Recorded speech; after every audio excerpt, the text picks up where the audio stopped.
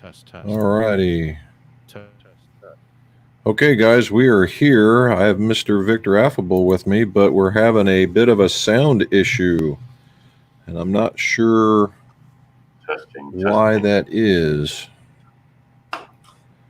But is this working? Still, yeah. The wife's looking at you on the YouTube. You can hear It's him? not working though. Oh, so everybody can hear you, but Mia maybe. I can hear him. Yeah, everybody's listening to you. So Let me ask her if she can hear me. Let me ask her if she can let me hear try me. a little something then. See if this doesn't help. Say something.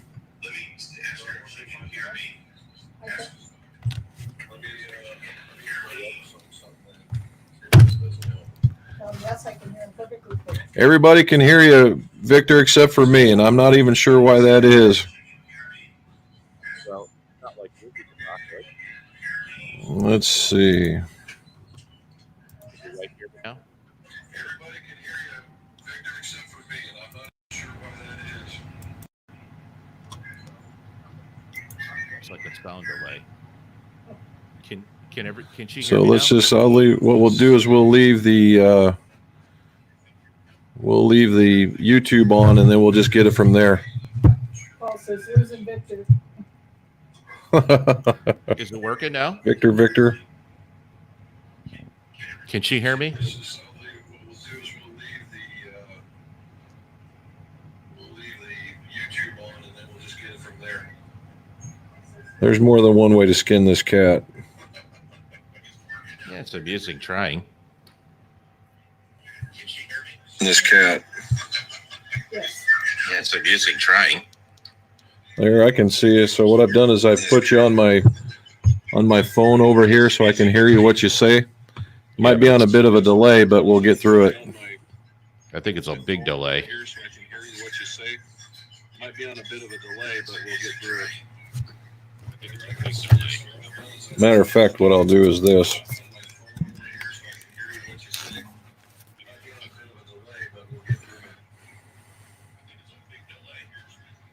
There we go. Now it You won't want me to delay come real back? bad. Let me go. You want me to go back out and come back in real quick? Okay, I'm letting you do it. Let me go back out and come back in. What do you want? Why don't you try that, and then I'll start talking with these guys, and we'll see. Okay. Good.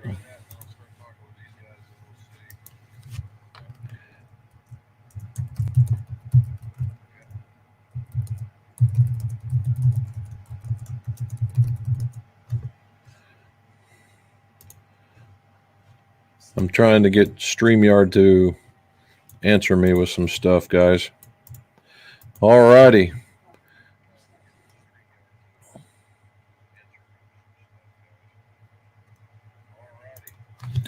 Let's start this off. All right, I was going to start the day with this on. Got this at the local golf course. This is pretty cool.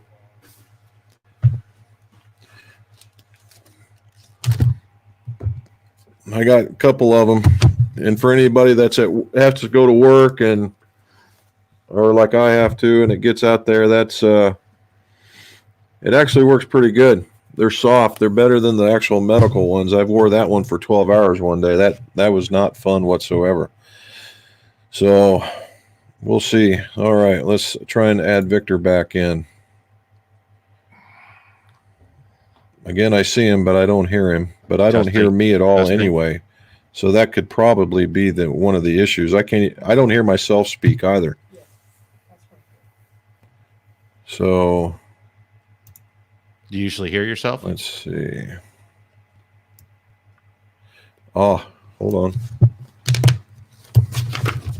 I got to pick another issue out here.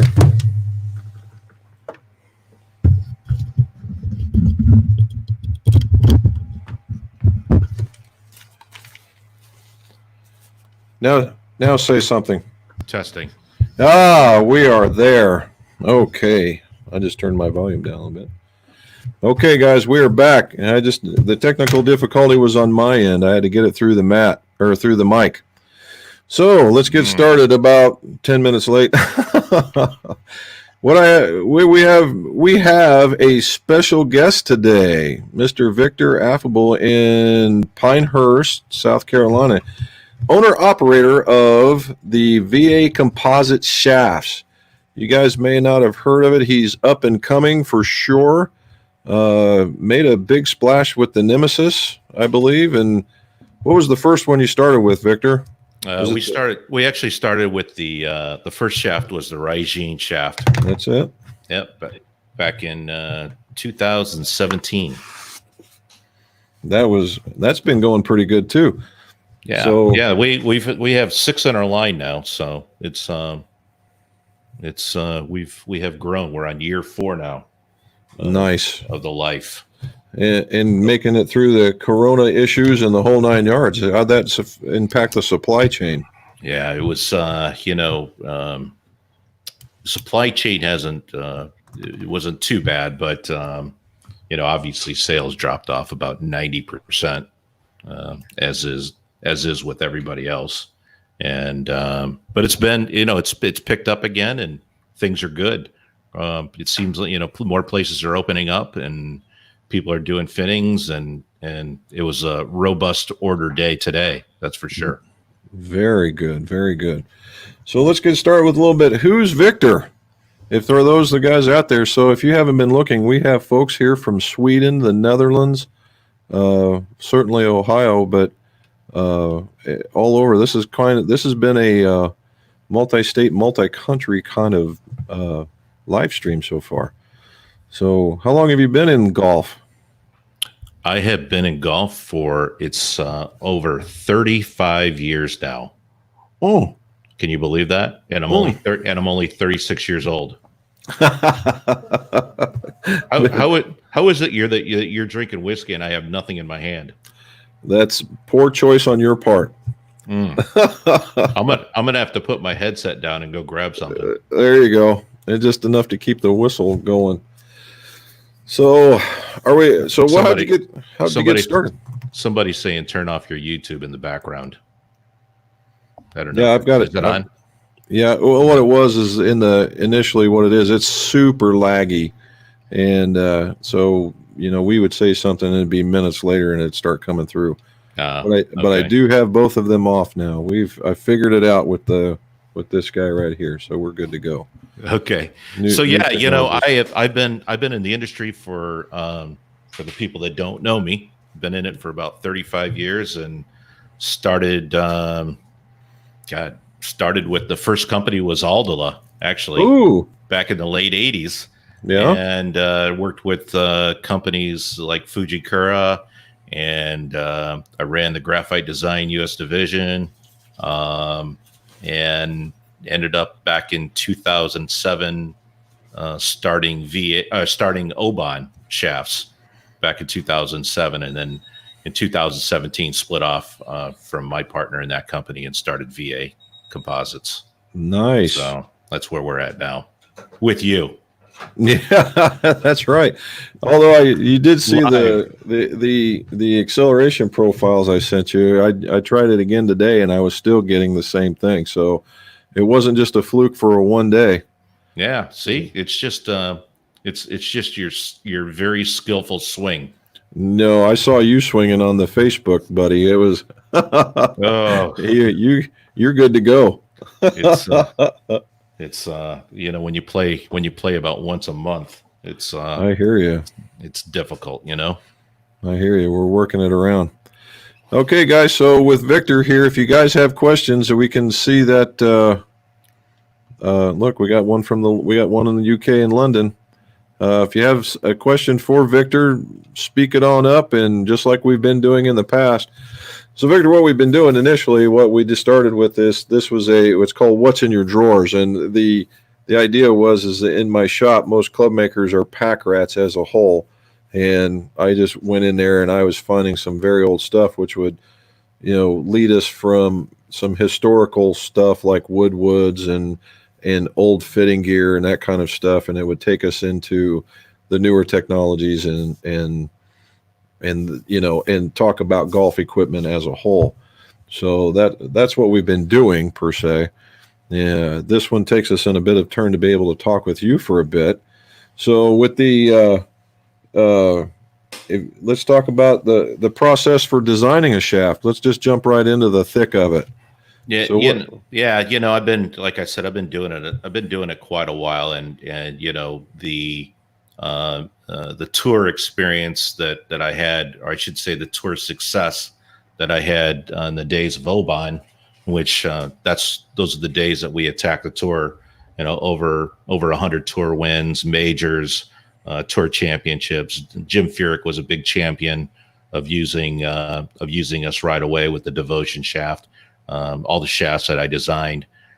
Moving into, when I started VA Composites, I already had a pretty big history of success, and based on that, I mean, you spent a lot of money to go after tour. And, wow, yeah. And I just don't know what that return on the investment is. It's a tough one. You just spend a lot of money on having a tour rep out there, and all the travel and all the free shafts that you give away to the tour players. And at the end of the day, guys like yourself, when you come in and get fit, I mean, you're the doctor, you're the guy who prescribes the right medicine, the right shaft that really meets the individual, and based on the individual, the shaft, the head. I mean, those are the things that really matter. I think tour works a lot better for companies like Callaway and Ping and Titleist when they're trying to market their companies. But for a shaft company, it's really difficult to watch TV and see what shafts are using, nor do I think that many people really care. So I've kind of taken a different strategy and a different approach with our company this time. And, we have probably, I'd say 250 dealers worldwide now. We're just about in every major country. And, we are available in OEMs as upgrades. It's not very well known, but the main focus is on aftermarket dealers like yourself. Nice. I found that, we tried getting a whole connecting there at the PGA show that one day, and just everything was so busy. And it was Eric Birch. He just gave you just massively glowing review. Basically, the words came out of his mouth, nobody better to deal with in the shaft group. I was like, well, he's a pretty picky individual. And if he's going to say that, I say, well, okay, let's check this out. So far, product, you got to balance product with price. I'm living here, as I tell people, you go find the banjo music and I'm another 20 minutes down. And, Paul Van Fleet could tell you about that. He's come to visit me, and so you have to balance the price. And so far, in the couple that we've talked about, the Slay and the Nemesis are definitely well within that range for sure. And again, those, we'll have to go through your range here in just a second. But in fact, the funny part was, no more than you and I talked, and we got started getting the demo things taken care of. Then a Slay actually showed up in my shop to be retipped for another club, and it was along with a Quarantana shaft, the turquoise one, and I was like, oh, okay, and that's when I kind of figured out that it was to me that's really gaining a lot of traction. So what is it? What do we have in the VA Golf, in the VA Composites line? What do we start with? Well, I know that you had just mentioned the Nemesis. The Nemesis is our most recent shaft.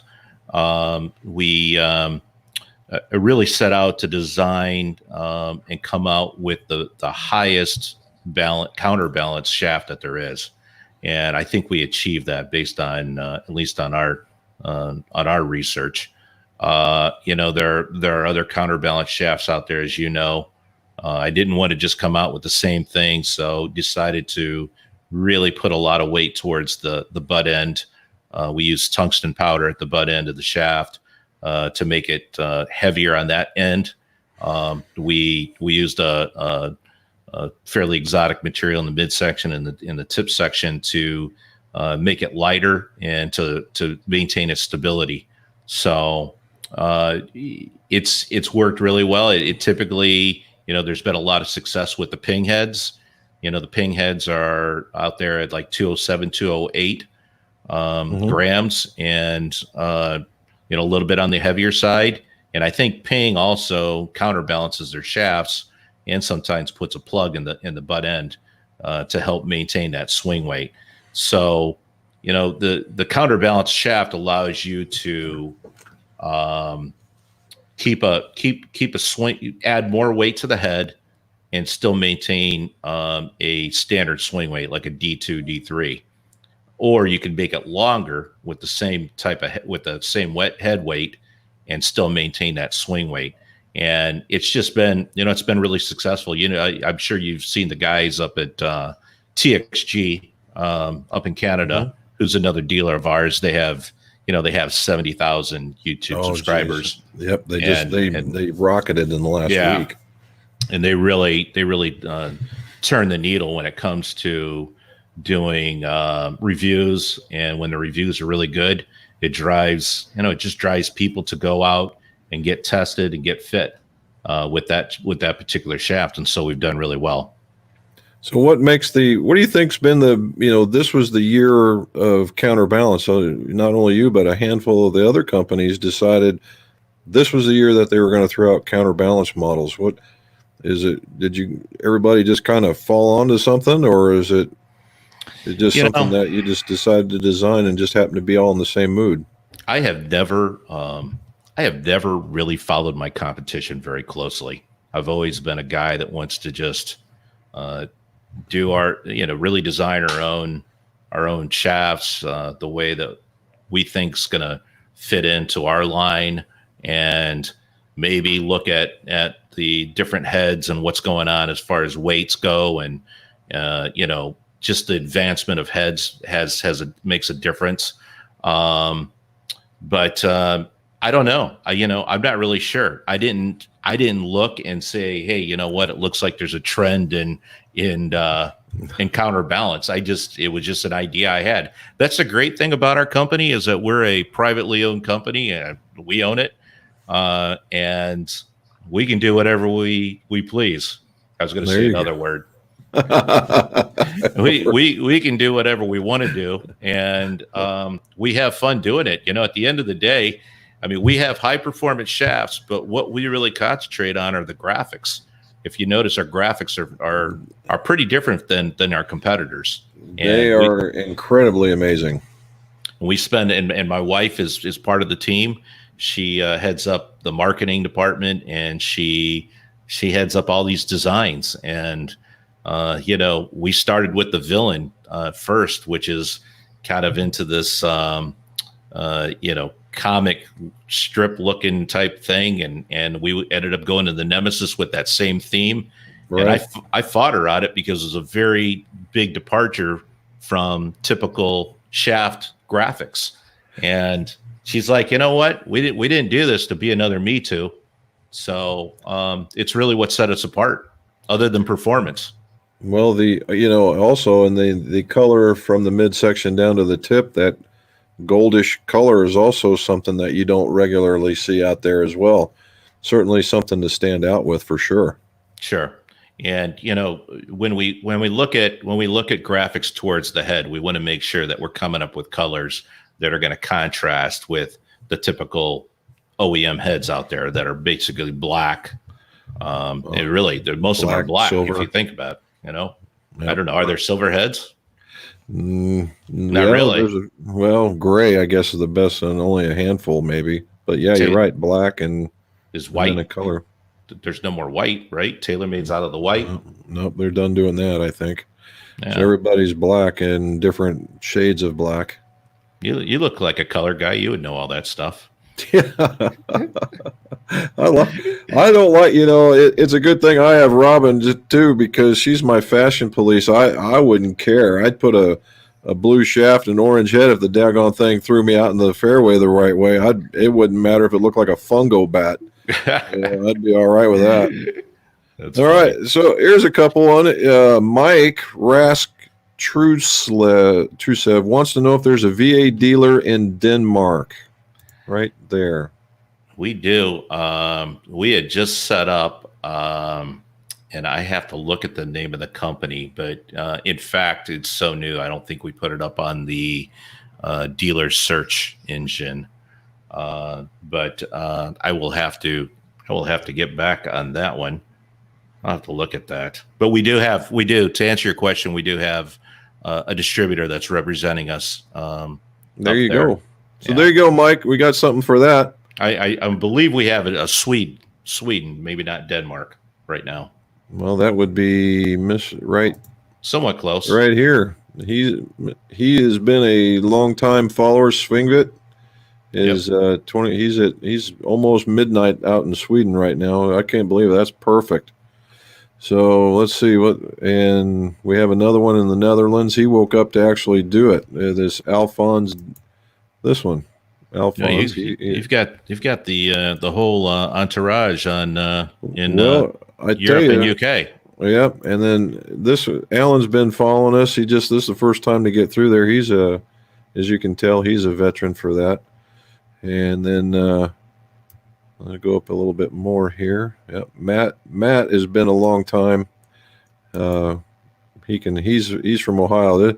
He's a unique, tall, good golfer. Holy cow. And what else we got here? There was another question a little further down. Driving ranges and foursomes are back in New Jersey, Travis. Way to go, man. I got a buddy out there in Massachusetts, and you would have just thought they had just escaped from jail, being able to go out and play. We've actually had it pretty good here in Pinehurst. It's the golf courses remained open, and so it hasn't. Even though we've been stay at home, I still was able to come to the office and get out in the golf course. Just haven't really played that much. Yeah, around here in Ohio, we close the golf courses for 2 solid days, and apparently senators like golfing or whatever, and they turn around and change their mind. And we've been out, but it's been one person to a golf cart. They've been putting the little pool noodle pieces into the golf cart or into the golf cup. Been playing just fine. We're starting to relax even more, and it's funny. Ohio itself could probably be the test platform for good to low, because just like maybe where you're at. I mean, in my county and my surrounding county, my 5 surrounding counties, there's not 35 cases, and almost everybody is recovered. So you come down here, it's basically COVID free, and you go you get out north and south and east or whatever, no, north and west, not the same story. And of course, we're very much more rural than everybody else, and that has a lot to do with it. So we've had a little bit more freedom. Yeah. All right. So here we go. Here's one. Which of the VA Composites would be comparable with the FX100 regular stiff? So the FX, Victor, you can come in here too as well. The FX100 is their higher launching, lower weighted type. I'm guessing Slay would probably be a good number for that one. Yeah. And I'm digging the colors on the Slay. That blue is cool. Yeah. So whoever came up with that did very, very well. Yep. It wasn't me. And here we go. Aaron wants to know, he made it in, what's the most commonly purchased or popular shaft that VA sells? What's your number one seller, Mr. Affable? I would say the Slay is probably the most sold, simply because of the price points, the lowest price point that we have, which is somebody asked a question on price point MSRP. The Slay is $215, and it goes up to about $500 for a Rigine black shaft. In the right, what's you know. what's in the Regine Black? Rising Black is right. It's the stiffest bend profile that we have, and it is a mid to probably low to mid launch shaft. It's very similar to the shaft that was used by Henrik Stenson when he won the British Open. So you can imagine what kind of bend profile that is. That dude comes down hard. Yeah, and then just swings straight up in the air. The guy can swing it. I'm just surprised that 3-wood lasted as long as it did. He beat the snot out of that club. One of the call making questions, D wants to know best way to remove grip tape and residue. You know, Scott actually asked him. I know Scott, man, it's been a long time, buddy. Heat gun to remove the tape, goo gun, or even some of the if you have it, acetone works just fine too. You know, just whatever to slide that stuff off. All right. Let's see. Scott wants to know, we have kind of a so Scott, as far as MSRP, what are we looking at, Victor, when we talk about this? Yeah, and just to let everybody know, we do have our MSRPs listed on our website, which it's vashafts.com. And like I said, it's the Slay's $200, Rygene's $380. We have a Drago, which is $295. The Villain's $255, and the Nemesis is $325. And then, like I said, our Rygene Black is $500. Okay. We got guys, they're golfing in the UK again. That's pretty cool. Yeah, like that. No doubt. And we got here, had to drive just to golf. The UK, you got anybody in the UK that does VA shafts? That's what Mr. Peter Price would like to know. Yep, we have it in London. We have Precision Golf, and we have Golf Principles. We've got several guys, but if you go to our site, there's a dealer search, and you can just click on UK, and all the dealers come up. Okay. So we got done. We talked about the Nemesis. And we know the Slay's the high launch. What about the other shafts that you offer? If a guy wants to hit this normally we have a high ball flight, we have a medium ball flight, and all that stuff. Where do we stand with the other shafts? What are we looking at?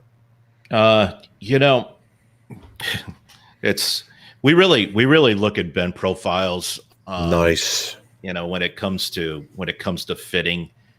Unfortunately, from a marketing standpoint, we have to sit here. We have to write down high launch, low spin, mid launch, low spin. I mean, Yes. I always say it's three things. It's the player. Is he coming in shallow? Is he coming in steep? It's what head is he using? What's the loft on the head? Is it a high spin head, low spin head? And then you have the shaft, which you have 30 grams all the way up to 85 grams or higher. But in our line we have 40, 45 up to 75 or 85, and every little component makes a difference. So I can tell you that most of our shafts, from a 45 and a 55 gram standpoint, we like to make them high launch with a little bit of spin to them, because they're typically slower swing speeds. And so we want the ball to stay up in the air. Or when it comes to the 65 and the 75, the Rygene is a very similar profile to the old Speeder 757, which was a great shaft. Mm-hmm. And it's just a great all around shaft there. The Drago is going to be probably close to the lowest launching shaft that we have. And when I talk about lowest launching, I'm talking about 65 grams S and X. These are more tour performance type shafts, or I should say profiles. We have all different kinds of bend profiles and all different kinds of weights and all different kinds of frequencies. So we hit a lot of different profiles. So with let's expound on that. What you're talking about bend profiles, and you're talking about from you, and you know that we do a lot of fitting. What do you think is one of the most important fitting specs? So I have a question here, and it kind of locks into this guy. Nolan wants to know what's more forgiveness, proper flex or proper weight. Actually, I like to look at the load. I like to see how somebody loads the shaft during a fitting, and depending, and this is for some of the older guys. I mean, you can have the same swing speed, but you can have a Lanny Watkins types fast, or you can have an Ernie Els, right? Very, very easy. Same swing speeds, but they load the shaft differently. Totally different. And based on that load is really where you start to come up with, maybe you want a little bit heavier. Maybe you want it a little bit, more flexible.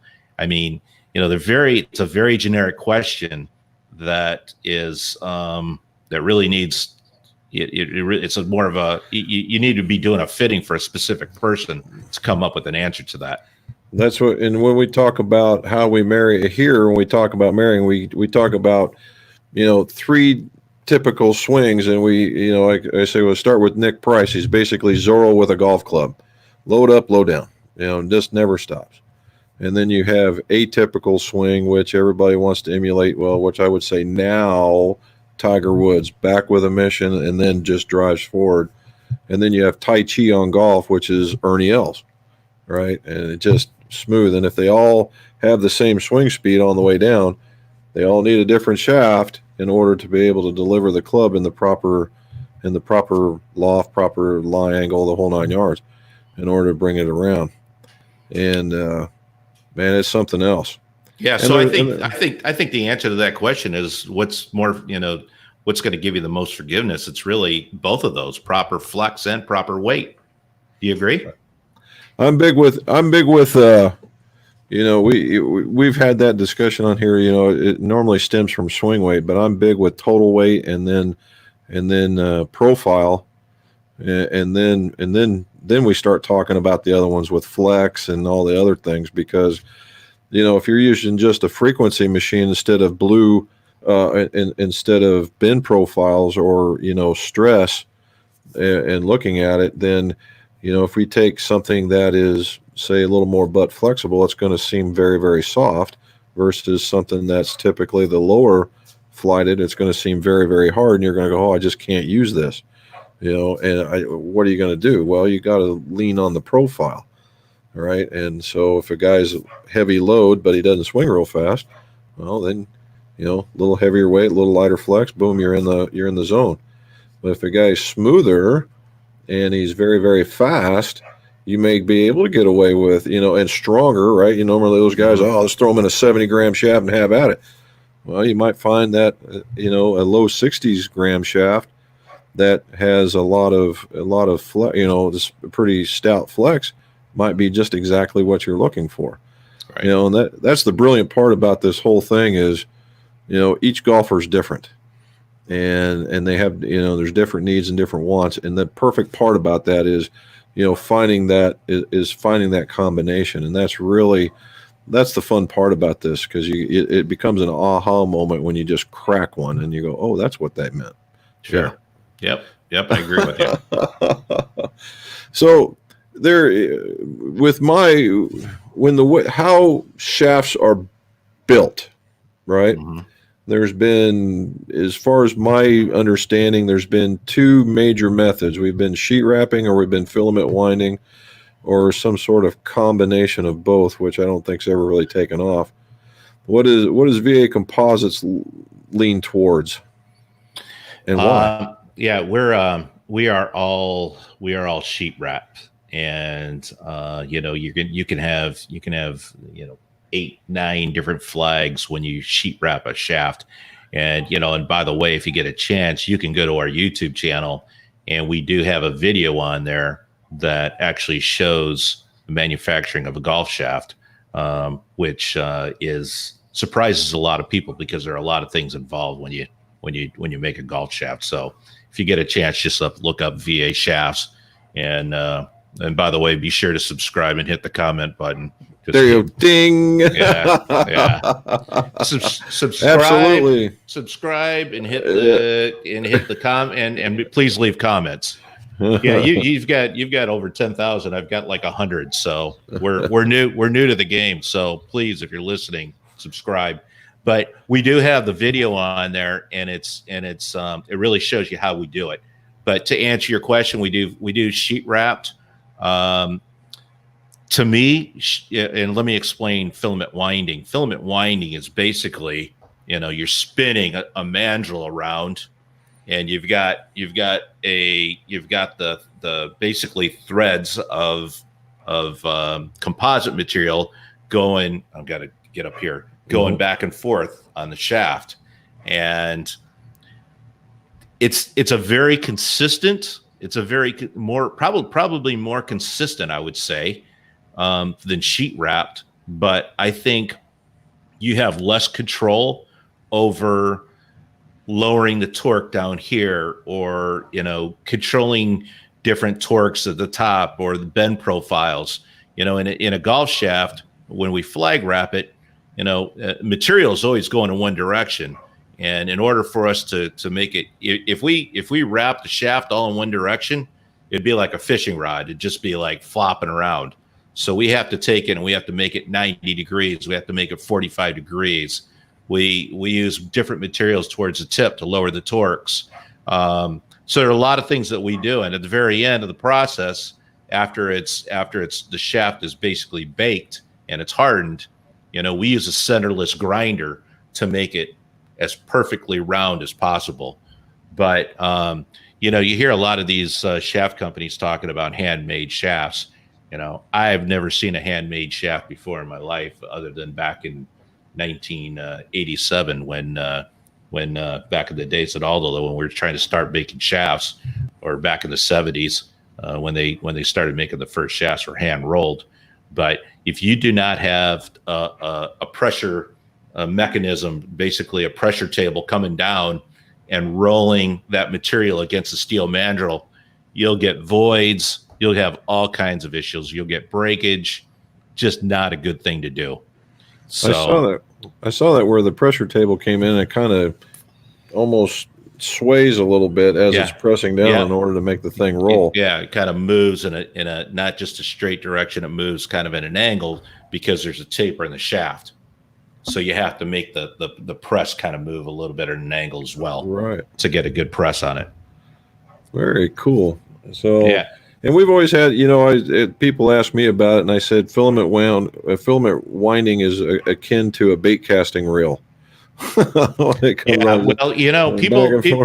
People still do it, and I'm not exactly sure who does it still, but we don't do it, and most of the high-end shafts don't do that. There are people that try and reinvent the wheel. I'm not going to name names, but you'll get breakage. You'll get a breakage along the way, and that's a night. That's from an owner of a shaft standpoint. That's the shaft company. That's a nightmare. Oh, for sure. All right, Aaron's got another question. He wants to know how many shafts are produced per day on the average, and how much time does it take to make a shaft? Well, the first question is fairly proprietary to us. And, the second question is how much time does it really make to make a shaft? Yeah, I mean, you can do it. You could probably do it in half a day, but it typically takes us about 3 days from start to finish, simply because there's a process after the shaft is actually made and it's sanded. There's a paint time. We've got to apply decals to the shaft and then clear coat. So we try and do it all in batches. So it typically takes about 3 days.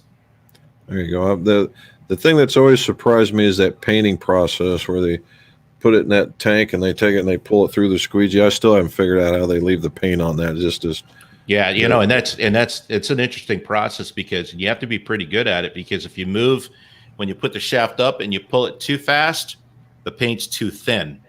If you pull it too slow, It gets too thick. So they're just very experienced on how fast you pull the shaft out, and it gets just a very consistent clean coat. And a lot of times we spray paint it as well. It depends what we're trying to do. Here's another one. This you might recognize the last name on this one. My son showed up. Related? Yeah, oh yeah, he's my youngest one. He remember talking about it in graphic design, and he studied this as well. He's been doing very, very well up in Columbus. He's working for another company that does very, very well. But a semi-pro swing, he does. He swung. I can tell you for a fact that I had him clocked at 125, and that was him not even trying. Wow. He was using every inch of that 6'4" frame to bring it around, and it's just what you need here, Mr. McCleary, is practice. That's probably the biggest thing right there, partner. Practice develops consistency. Oh, there you go. Right. And it's funny. There's for a bit of a story time on that one. I can watch. We'll play 2 or 3 holes, and you'll finally, everybody gets loosened up and everything. I said, okay, deep breath, just swing through the ball, and all you hear is, and you look out there and you go out there. And I've recorded him twice, and when we've played together, and he's launched one to 320, and he's had another one to 340, and in the fairway. And the rest of them, I can't give you any because I don't know if we found many, but he's got the capabilities for sure. And if he gets back out there, here we go. We got another one. Counterbalance seems to be a trend these days, but most of them are advertised as low launch, very stiff tip. Why is that? Why don't we see more listed on as high or mid launch? We list ours as mid to high launch, low launch, low spin. I don't know how many people want low launch, low spin. No doubt. I don't know. Right? I don't know. That's to me, that's an odd one. Yeah, that one. Well, and the thing was with that is I always liked the counterbalance for guys that had a really hard pull down, because you wanted most of the weight right here, not out at the end of the shaft, and that's what the counterbalance did. Balance Certified used to throw weight in the back. The long drivers used to do that. Nicholas used to do that. They all used to do that in order to throw it around, because they just had such a hard transition at the top. So it's pretty good.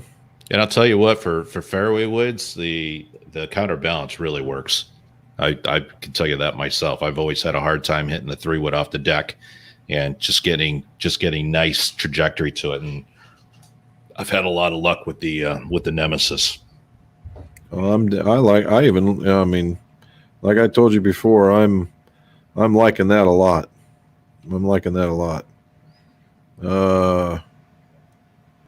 Here's somebody asking, Victor, can you comment on how many ton presses you use? Scott's. Well, I think he's referring to the composite material of 40 ton, 50 ton. I mean, we've used up to 80 ton. But typically most of our shafts are probably built with 40 ton in combination with 24, which that seems to be what everyone uses, quite honestly. And a lot of people get hung up on the exotic materials of 85 ton and 90 and 100 or whatever. But, I think we do fine with what we use.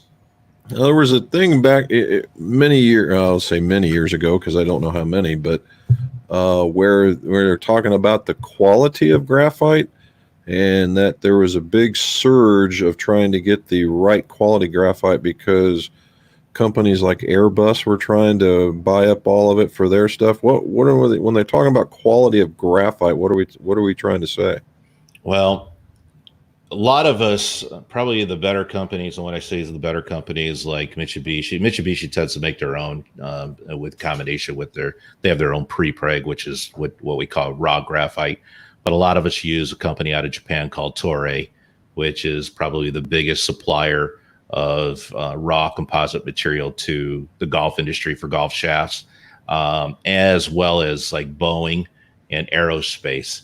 And there was a time when they seemed to be building a lot more jets. I mean, they use them in the wings of these jets. And there are just different grades of composite materials. Like we use a higher grade with a lower resin that allows us to make, these very lightweight 30-gram shafts. Actually, a 30-gram shaft is going to cost us more to make than an 85-gram shaft, because in order for us to keep the stability and a shaft from breaking, we tend to have to use lower resin, lower glue. That the glue is what holds the fibers together. When you make a graphite when you make the raw material. And so to get it light, you have to use less resin. You have to have certain materials that are just more stable, and they don't break when you swing them at 30 grams. So did you ever think that you'd see a day where we'd bust the 40-gram barrier for a driver shaft? No, it's crazy. I mean, 29 grams out there. I don't really like doing it because number one is I don't think there's, we're a smaller boutique shaft company, so I really have to pick and choose our battles and what we're particularly going to go after. I mean, we make a lot less shafts than our competitors, and because of that, we can keep tighter tolerances. I mean, it's just like any other product in that you make in life. The more of them you make, the higher the tolerance is going to be. It just happens. So I've kind of went off a little bit from where we were going at that question, but Okay. It's there's just not a big market for that lightweight shaft. Quite honestly, I got to run a business. The only place I can think we'd ever have it is somebody that needs like a 48-inch club that has a really slow swing speed that's just hoping to connect. Sure. That's about all I can figure out. Yeah. All right. So we got Brent. Oh, here's a good one. Brent, is it true that if you have a swing speed of 115 is it true that you have to have, no, that's not true. Not true at all. The AI face that's on those two clubs, if you were to turn sideways and look at your ear, the faces on those things almost look like an ear. There's so many waves and things that are in them in order to do the things that the OEM wanted, right? And that's what they do. And as it turned out, it creates a very even ball speed. I mean, there's always a center of gravity, and there's always just so much you can hit. But when you get out there, how bad is it going to be? And locally, and on the Mavericks, the face had gotten a little taller than the Epics. Epics were a little smaller. The Mavericks got a little taller, and that allows a little more mistake room when you get outward.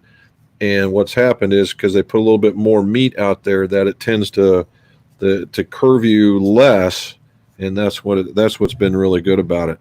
They honestly, it's just not sexy to say I lost him. It's not a fairway finder, but it is, and that's what it is. So we just lost. I'm not even sure how we lost him. D, no problem, buddy. If we can get Scott, I know Scott, if he's built one, there's certainly that's not going to be a problem. He's back. Sorry about that. That's all right. I hit the wrong button there. So how about some fun stuff? Who's the most notoriety, the guy with the most notoriety that you've thrown into a VA composite shaft? I would say that some of I've got some friends, as far as tour goes, I know we have tour players out there playing them. I know Rich Beam is one of our guys. But he's not really playing much.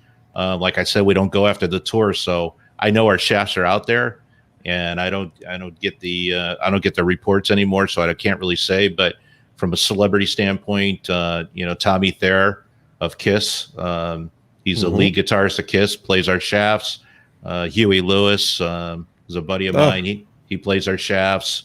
Who else? Grant Fuhrer, who I've had on for interviews on our channel. One of the greatest goalies that exists. He plays us. I've got a lot of great guys that follow us and support our company and support me, and very grateful for that. Yeah, I saw the pictures on your I thought you threw it out there on Twitter that you were standing next to the Kiss band member. That was pretty cool. And Yep. So those I've known Tommy Thayer, who's that lead guitarist for Kiss, for a long time, and I've got to know the guys at the the rest of the guys of the group, and pretty cool.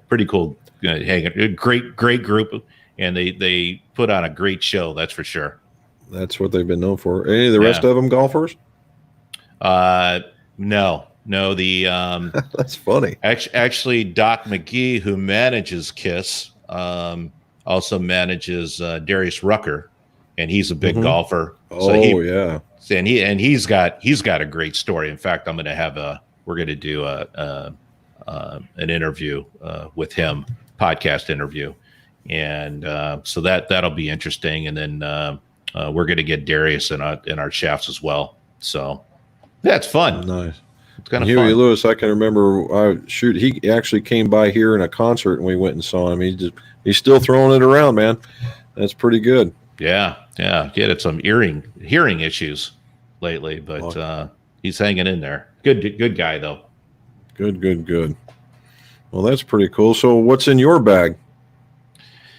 I have a new set of T100 Titleist irons, which the president of Titleist is a good friend of mine, and sent me a set of those, and I've been playing those. I was playing AP2s before that, and I switch drivers all the time because I'm always testing shafts, and I go back from the Titleist, the TS2, and the Maverick, and Ping. Haven't played any TaylorMade. I have a hard time looking at that TaylorMade for some reason right now. I don't know. The new one? Yeah, So I kind of switch it around. I've got a Clay Long putter that I've been playing since 2002. Oh. Clay's a good buddy of mine, and designed the response putter that Jack Nicklaus used to win the '86 Masters, and he's doing his own putter line now. And hybrids and fairways, I mess around and change those quite a bit, quite honestly. How about yourself? What are you playing? I went with the mixed bag this year, and I've got the Maverick in the driver, and I've got the new level irons from Eric. He made keep in mind I'm a lefty. Oh. And 1102s in that one, and just cranked out the video for the Mizuno T2 or T20 wedges. And nice. Yeah, and then I have two putters, and I have a Peretti Teramo, and it was a belly putter that's been cut down, so it's a 400-gram head.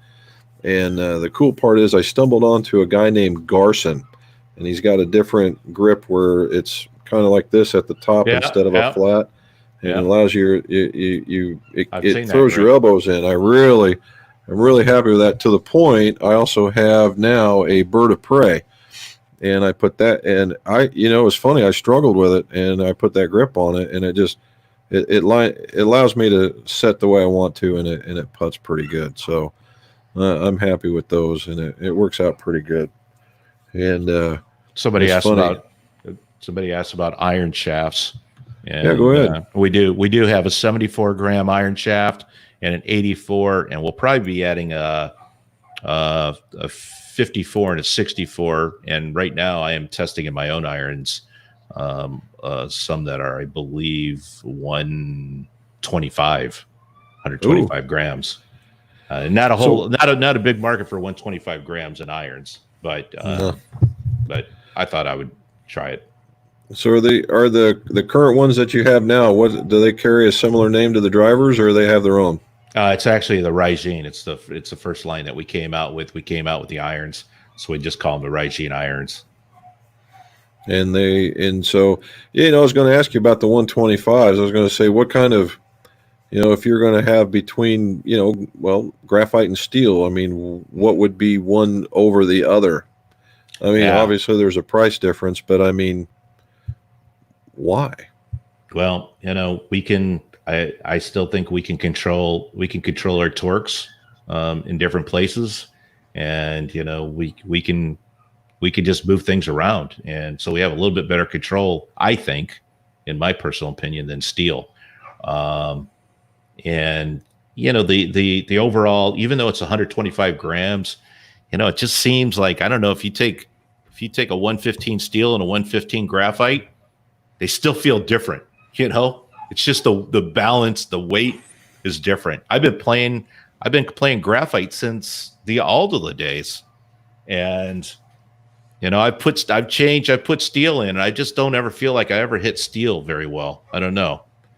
Well, that's what I'm graphite basically even throughout, and just as Peter was talking about, composite putter shafts are becoming popular. I mean, even if you look as much as a combo, that Stroke Lab is 3/4 graphite and the other quarter steel as far as putting that in, and that's been working out very, very well, at least for the putter, as far as consistency goes.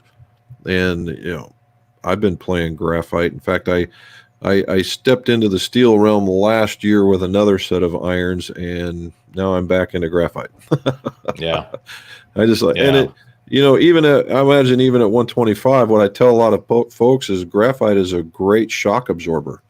And if you don't want to feel, and it's funny, you would never think about it, but a guy that, like an older gentleman that might play a blade but needs that little lighter weight and doesn't want to feel that shock of a miss hit all the way up into his eye teeth. And that can be true of players' irons and anybody down into their 20s. If you just want that shock absorption and still have that control, right? Yeah. And that's what we always said, is that the graphite realm of shafts has just so much variety and control. So if you wanted something and this guy wanted something, that there's probably something out there for him where it's a fairly narrow lane that the other guy's got to stay in. Yeah. And just because of their capabilities. And, so there was a good one. Here we go. We're still in UK. Have you ever tried a Wishon driver, Victor? I have. I know Tom. I've known Tom for a long time, but I have not tried his driver or any of his clubs at all. Then the 919 has been around for some time, and it actually has a bendable hosel.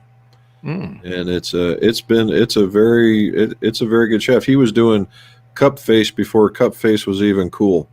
Yeah. And he's been pretty far out. Did you know he just released a book called Captain Clubmaker or something like that? I've got it. Oh, really? Really? Yeah. Captain Clubmaker.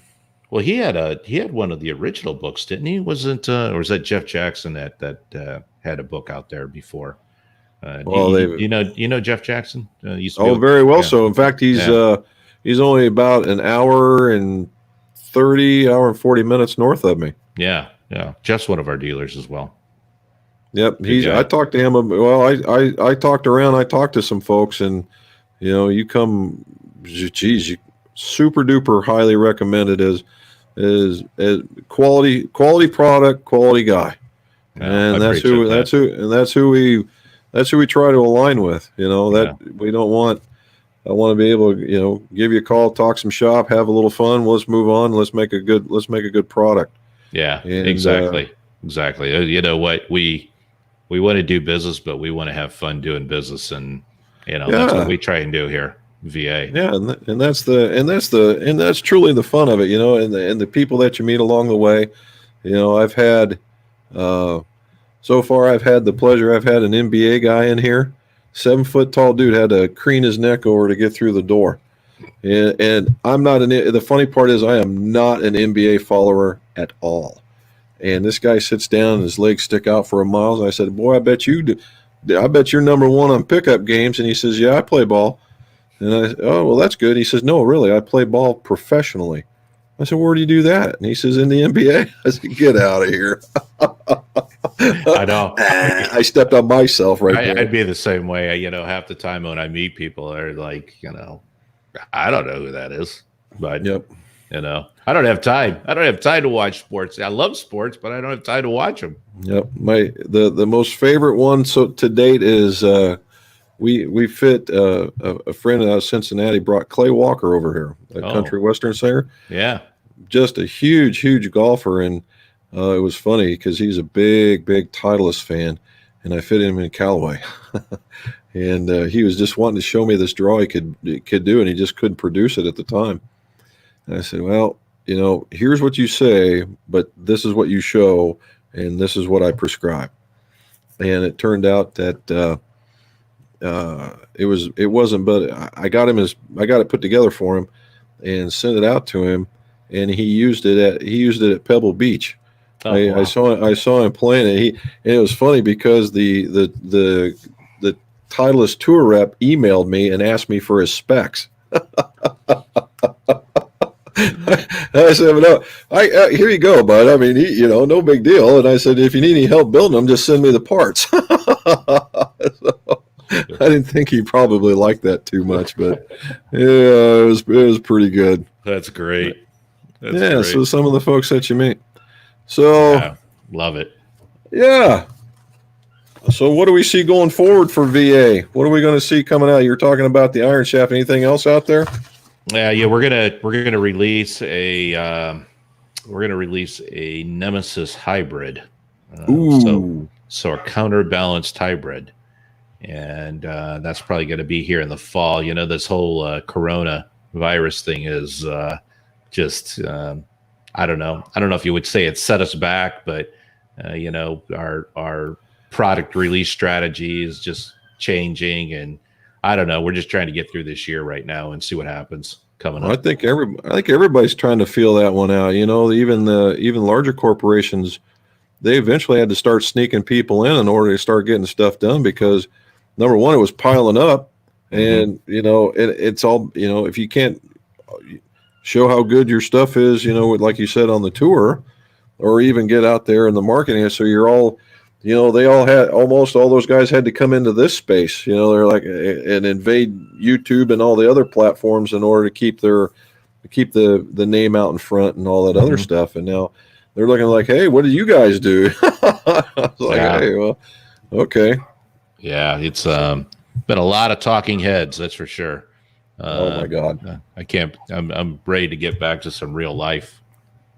I'm digging on that. So other than the new Nemesis hybrid, what is there? Is the Regine a whole product line, or is it just you have another one out there?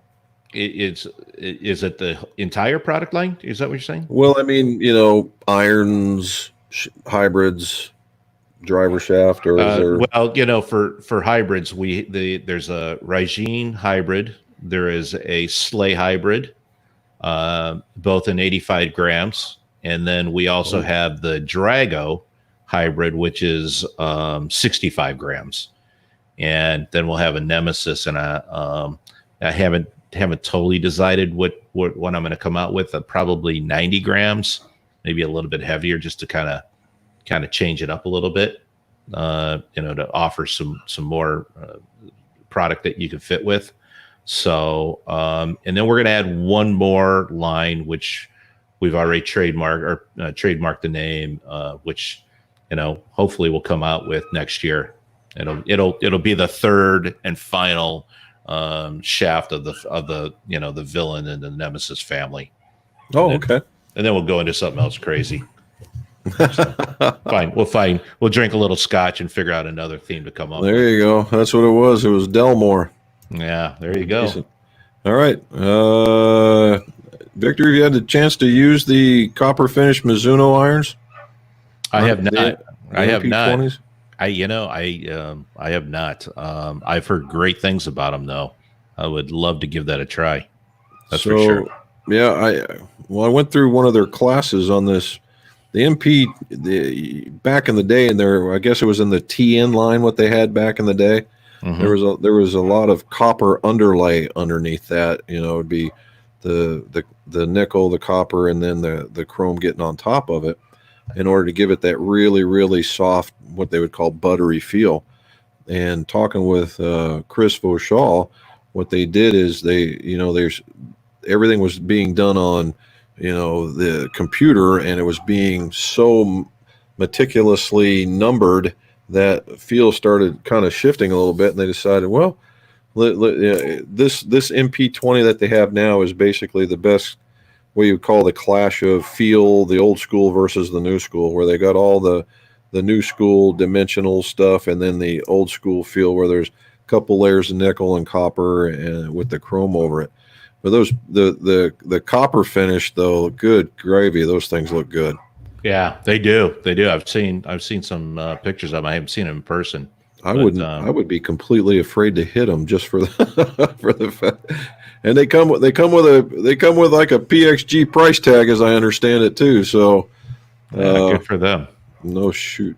So it'd be good there.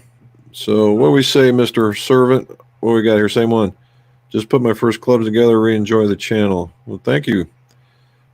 Thank you. I'm glad you guys are getting into it. This can be quite the addictive little hobby and quite the addictive little skill in order to do it, because normally what happens is when you first get started out, you end up getting paid in beer.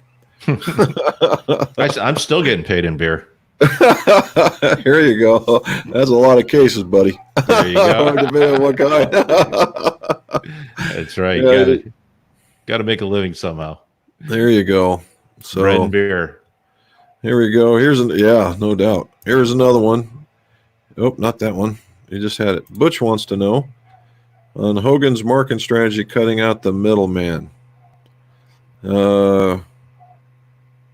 Somebody just approached me about Hogan's today and what I thought about it. Well, I think I don't know a lot about the Hogan deal, but I think I think a lot of the OEMs are really going to the direct to market strategy and direct to consumer, and I think Hogan also has I think they have two ways of marketing. They have some lines that go directly to the consumer, and then they also have some lines available to guys like yourself who are dealers who can actually fit and fit their clubs. Well, they had when that other fellow was really running it. Terry was running it. They were Charlie Kohler. Yeah, he was when he was doing that. They had that capability, and then he got out of it, and they had a massive restructure and went to the direct consumer. I don't know if they maintained their dealer network or not, but the Hogans have always been classic since the very beginning. It's unfortunate that they kind of faded away or anything, but now they've made it. They're certainly making a comeback, but honestly, they were when we deal with here at McGolf, when we do things and we go to look at head companies, or it's a tick in a box. Okay, you make technology, dealing with people, those kinds of things, but do you make a lefty product? And it doesn't have to be the entire range for sure, because that would be poor business for sure. But do you offer just at least a set of irons, a driver, something? To me personally, because again I'm left-handed, is that shows a bit of a commitment to being in the game. Because you want, again, they are only 10%. Maybe it's 10% of your line, but at least be able to service that group of people. And to date, I'm not aware that Hogan does that. Well, we make 50% of our shafts are left-handed shafts. So that's right. The windings go the left-handed way, or that's right. The fibers go that way. That's right. So we think about you, and we find you guys very valuable. Appreciate that. even though you are on the wrong side of the ball. That's right. Well, in reality, I am on the right side of the ball, as the case may be. That's true. That's true. All righty. Well, the guy stopped asking us questions, and he says, "Oh wait, we got another one here. Let's see. There's another. Aaron's a lefty. Good. Rancho Mirage. Wow. Yeah. Aaron's living big time. Oh yeah. I'm not familiar with that. I play out at Tradition La Quinta out there. Great. Oh yeah. At Rancho Mirage, Yep. kind of close to Rancho Mirage. And there's Aaron. This is from UK. Jim's going to bed. It's late. Yep. And here we go. Here's one. You make an upside down one for Australia. There you go. There's a backwards one. Exactly. There we go. That was I had another question out there, but it's turning winter down there, isn't it? Let's see. We're coming into summer. It's their winter. Yep. The La Quinta. I can say I was involved in Chichi Rodriguez building him a 5-wood, and I had nothing to do with the build. I just happened to be the only guy in the network that had the head that he was looking for. It was a little one. He said, "Hey, you want one for Chichi? Here, dude, just here." God, that's a name from the past, Chichi Rodriguez. No doubt, right? Oh, you're one of those old guys like me. Yeah, right there, man. How old are you? Right there, 57. I'm 58. Why do I look 10 years younger than you? Because you just live better than me, man. You live better than me. I love hanging around guys that are younger than me that look older. No, I'm just kidding. You look No. you look 57. Yeah, thanks. That's probably the best compliment I've had in a week. You look a lot younger than I do. Yeah.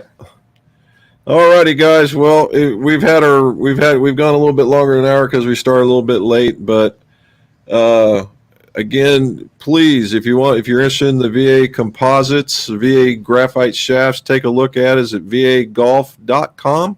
VA shafts. VA shafts. VAshafts.com. Check out VAshafts.com and see his range and drop him a line. Check out his YouTube channel and make sure you get out there and get some and see how they make. You will be surprised at how intricate it is when they do this sheet wrapping.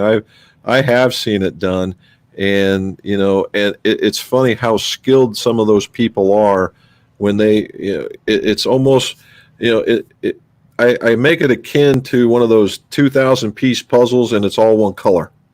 Mm-hmm. And these guys have got to be told where to put their stuff and keep rolling it, and then make multiples of the same. Right. It's a no joke concept. And then when we start using stuff like tungsten and other types of, you're talking about plutonium. Yeah. Now that I can do. I am in the nuclear field. And you're talking about, separating grains of epoxy just to lighten things up. All these things is pretty impressive. So I gotta, it's a no joke situation, and Victor is he's one of the top notch guys that's in the industry. And Victor, thank you so much for joining us and telling us about VA and talking shafts and celebrities.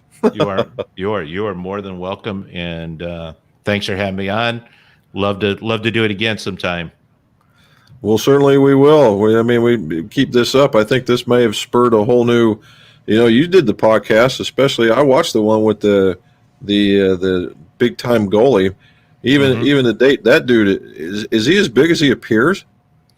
He's not that big of a guy. No, he looked like he just chew a nail in half right there in front of you and not even think about it. No, he's about I would say he's about your size. And how tall are you?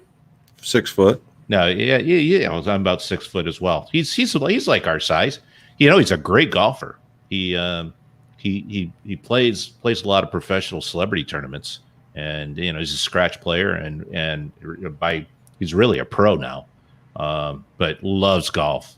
But a lot of interesting stories. He played with Gretzky. five-time Stanley Cup. Unbelievable, man. It's great. So They have those people that kind of history with those folks. It's just, to meet those types of people and the skill sets that those people hold, the eye-hand coordination, that kind of stuff is just, from any type of sport, when they play at that level, it's some of the things that you just kind of just look at them with your mouth open. Like, how did you just do that? Or how did you do it that many times? Yeah. It's just crazy. Yep. I agree. Well, thanks for having me. I know we've gotten over and look forward to working with you. Not a problem. We look forward. I got mine sitting right over there. Awesome. And we're going to put it in a tip, and I think we're going to put a tip on it. We're going to throw it in that Maverick and see, and let the colors clash like all kinds of business. Go get them. All right, guys. Thank you. Thank you so very much. And let's see your scores go low. All right, guys. Take care.